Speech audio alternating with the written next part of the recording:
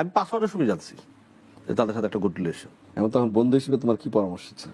আমার পরামর্শ ছিল, আমার স্পষ্ট আমি তারে বলছিলাম যে কাজটা বাজে কাজ করছে, কি বলেছিলে? কাজটা বাজে করছে এটা বলছিলাম আমি। কেন? আমার কাছে মনে হয় না এই কাজটা আসলে তো এই যে এখন যেসব সিচুয়েশন দাঁড়াইছে, বিয়ে করতে পারে না? আমারটা রাইট হচ্ছে না। না, রাইট, বিয়ে করতে পারে না। বিয়ে করছে কিনা তুমি দেখছো? তা তো বুবলি তো দাবি করেছে পুবাইলের কাজে, পুবাইলের রেজিস্ট্রি বিয়ে হয়েছে তার। ও দেখা কাবিন দেখা না কেন?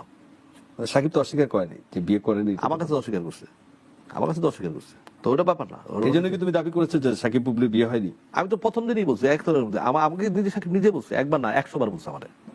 কিন্তু তোমার নায়িকা বুবলি তোমাকে কখনো বলে যে ইকবাল ভাই আপনি এভাবে বলছেন বা এটা নিয়ে তোমাকে না, বলেনি? বুবলি তো আবার বলছে যে আমি কাবিন করছি। বুবলি আবার উল্টোটাই বলছে, বুবলি আবার বলছে যে আমি কাবিন করছি। বলবে বিশ্বাস করেন আমি কাবিন করছি। আমি বুবলির বলছি যে তোমার কাবিন হয় না। আমি নিজে বুবলিকে প্রশ্ন করছিলাম, তোমার টকশো বলে না, আমি ব্যক্তিগত বুবলিকে নিজেও প্রশ্ন করছিলাম।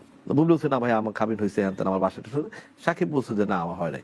দুইটারই তো কোনটা সত্য কোনটা আমি তো তারাই জানে। তো তাহলে তুমি বীর সিনেমার গানটা করলা কিভাবে? এই কিভাবে রাগটা কেন? যখন তুমি বীর সিনেমার শেষ গানটা করো, ক্যামেরাম্যান শাহিন আছে না, সাইবুল শাহিনটা বলছিলাম খবরদার শাহিন এইখান থেকে ক্যামেরা যেন নিচে না নামে, উপরে যেন থাকে। লোকজনকে কেমনে বুঝাই না? কারণ তখন তো ইতিমধ্যে বুবলি তখন সন্তান সম্ভব মা। আমি তোমার বলি, তখন তো মানে 6-7 মাসে তার অবস্থা, ঠিক আছে।